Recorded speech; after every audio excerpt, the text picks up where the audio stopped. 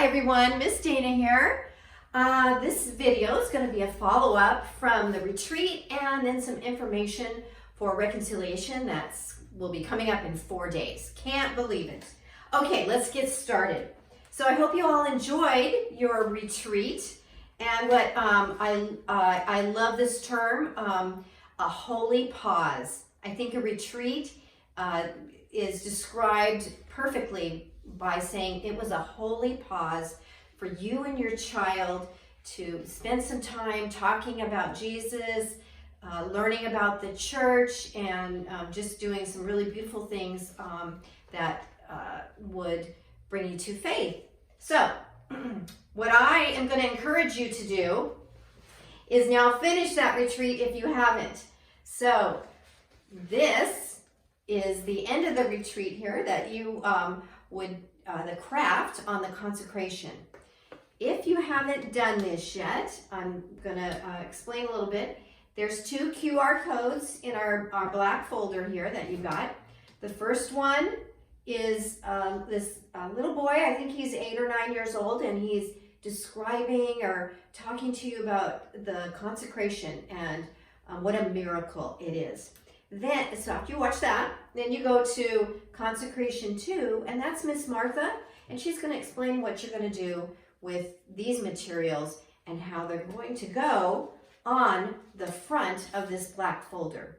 What we'll do is turn this folder into a keepsake for you to remember the First Communion retreat always. And what I would encourage you to do as well is to take all the items that you received and brought home from the retreat, like your praying hands and your beautiful covenant letters that you did. You could even put this beautiful picture of the Last Supper in there. Also, you received this countdown to your child's first Holy Communion. So what I would do is take this out and fill it out. Most of you will be making First Communion on May 7th. You can fill in the blank little cotton balls on this sheet. Maybe on day 9 you would fill in, I'll pray for my grandparents who passed down the gift of faith. Maybe on day 13 you would say, let's look up a saint who had a devotion, a special devotion to the Jesus in the Eucharist. Okay, and then put all these things in your keepsake folder.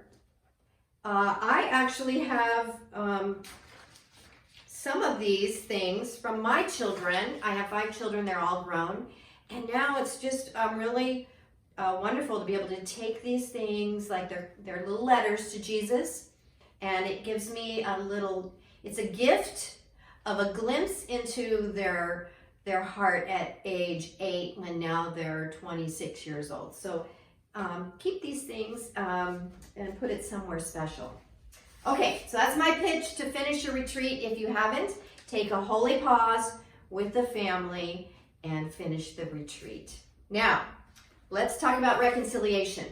Okay, on the other side of the folder, you have these materials. So I'm going to take them out, go over them one by one. Okay, first you have this little card here. On the front, it says how I celebrate reconciliation. It's just the steps that you would do as you approach the priest, as your child approaches the priest. Inside is an examination of conscience. This one happens to be based on the 10 Commandments, which many examination of conscience are based on the 10 Commandments. So for example, number 4 is honor your father and mother. The question is, have I obeyed my parents even when they are not looking? Have I talked back to them? So have that discussion with your child. You can use these simple questions, or you can find another examine online. But these are good. This is a good starting point. Remember, when you talk to your children about sin, to remind them a sin is not a mistake or an accident. It's something we do with intent. Okay, if your child's running around, they're playing with their brother or sister and they accidentally, hit them, that is not a sin. But if they run up and, wallop them on purpose, that's a sin. So a sin is something that we do, we know it's wrong, and it moves us away from God, right? Because God is all good. So when they come to confession, they need to tell their sins to the priest so that the priest acting in place of Christ can say, you are forgiven of that sin, of that thing that you did that was wrong. On the back is the act of contrition, which is just a prayer that's that we say how we express our sorrow for what we did. This is the prayer that we will all be saying together because we are having a penance service. So it's something that everybody will come together and do and say this all together, and then after that, the children and yourselves can go up and go to the priest individually. So this is something you can bring with you. All right. Also, we call this the reconciliation card.